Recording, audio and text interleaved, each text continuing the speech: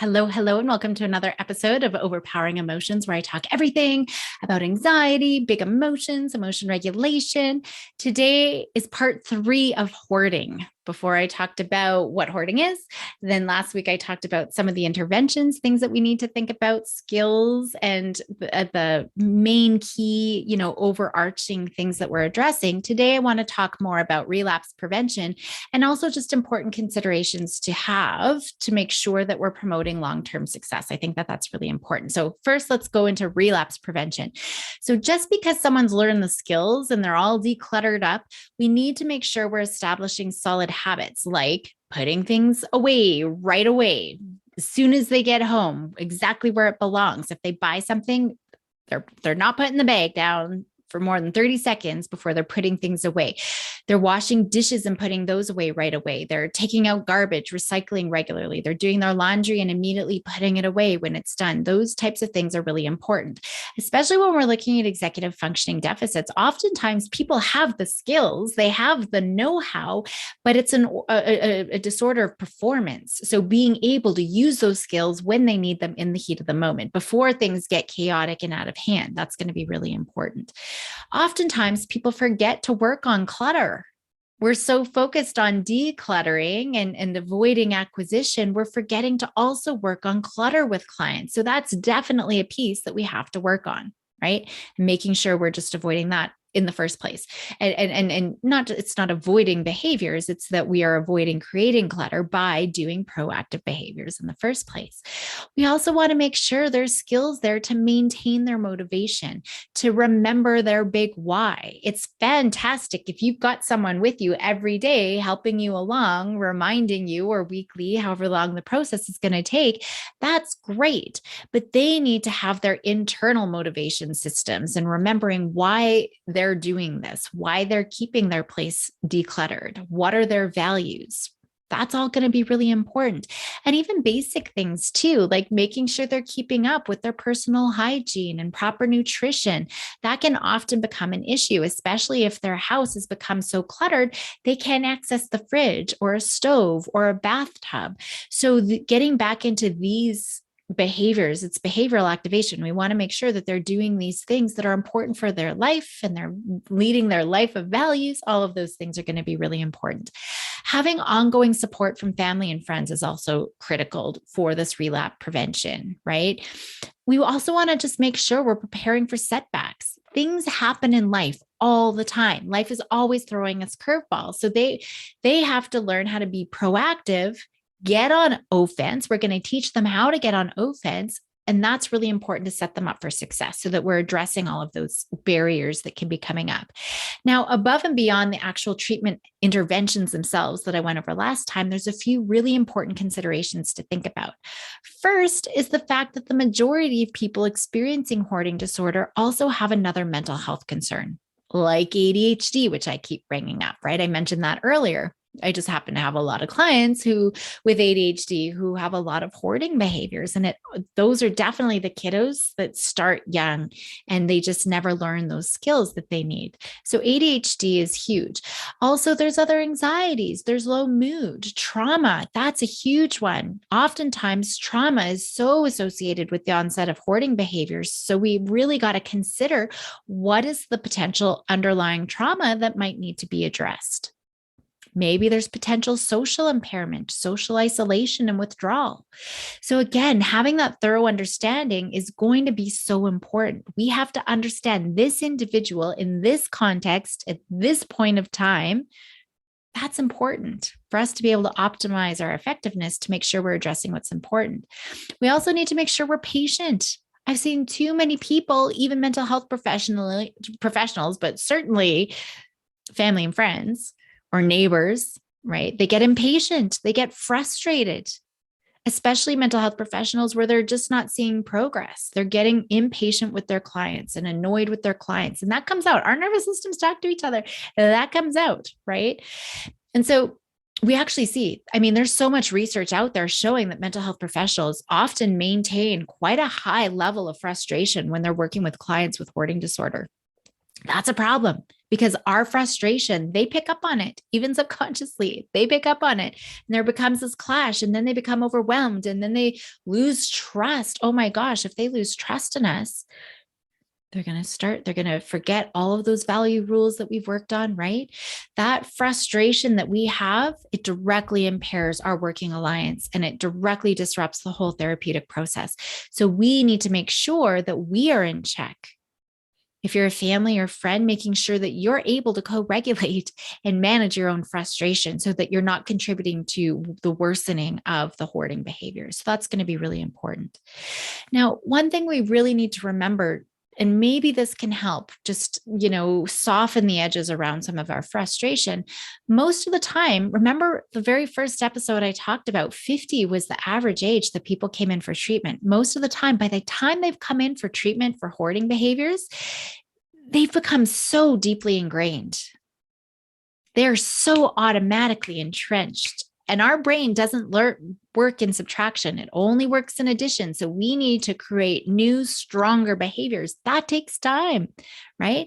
Oftentimes they do have low insight, low awareness, or those big defense mechanisms, right? Oftentimes they usually have other big behaviors that interfere directly with the intervention that we're doing. So it's really critical that we have realistic expectations. And so if we have I'm having a hard time saying realistic expectation. If we have those, we're remaining patient, we're remaining persistent and caring and supportive and confident, all of those things that we need, right? So we're engaging in self-care. We're seeking consultation. We're seeking supervision. If we see ourselves getting frustrated, that is only going to impair our progress further, right? Seeing where we can tweak what we're doing.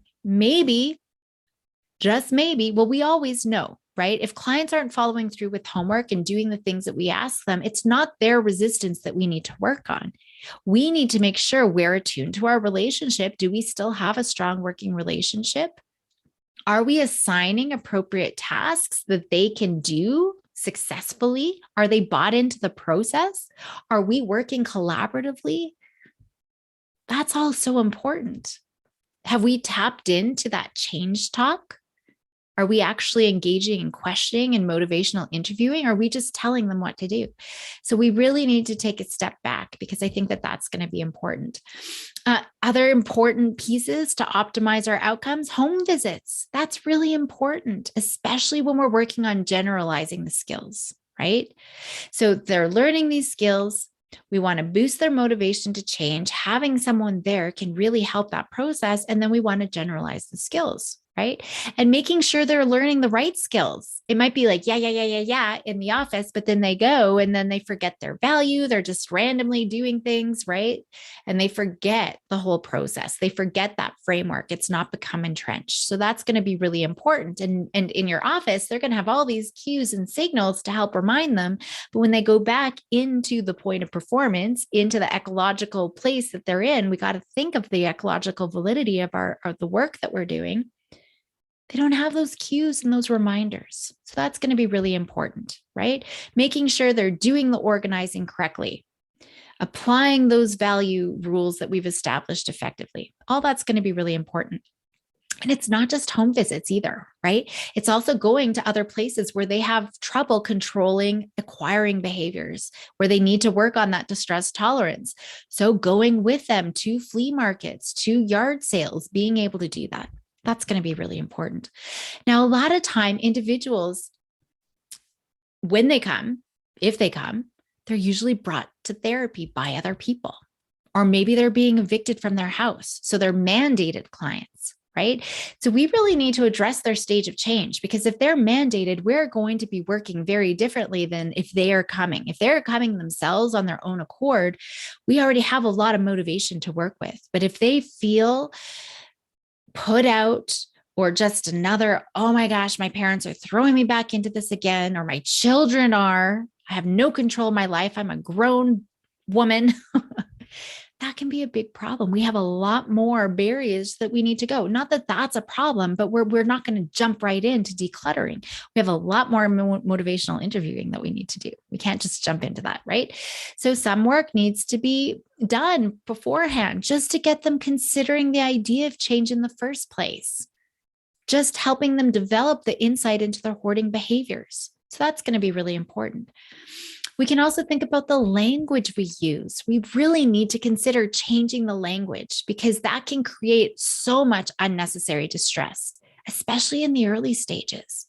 So instead of discarding, we're sorting, we're organizing things, right? We're not throwing away your possessions, we're sorting them, organizing them, or decluttering. Just looking at the language, because that alone can be enough to trigger the amygdala and set off that distress response. So that's important to think about as well. Another thing, forced cleanouts, not productive, not helpful. They're going to hurt. They're going to feel hurt, right? And if they're feeling hurt and vulnerable and distrusting everyone around them, they're going to cling to their hoarding behaviors. And that's going to make treatment so much more difficult. And they're not going to have a working alliance with us. They're not going to trust other people to help. So it's just going to be leading to more self-distraction, behavioral avoidance, hoarding behaviors, and clutter. So we want to make sure we're avoid forcing anything if we can. The only time where maybe a forced sort of clean out must happen is if there's a public health and safety issue, right? Now there's authority coming in and saying this needs to be done. And oftentimes, that's where I see a lot of people, they've kind of come to the last straw. They're not thrilled about it. So they're willing to do what they need to do to get the police off their back or authority, the government, the city off their back. But then that's about it, right? So we want to make sure that even if they're mandated, that they're involved in this process, right? So now we know we have to get things sorted out. But you are a partner here. You are a collaborative partner. You are an expert here. I'm an expert here. We're bringing our areas of expertise together to help you be successful. If there's cleaning crews, we got to be there to make sure we're supervising or someone's there to supervise so that they're following the client's established rules. They can't just throw things away that, nilly-willy, because that's going to disrupt the process as well. So we have to make sure that we're following those established rules that we've created.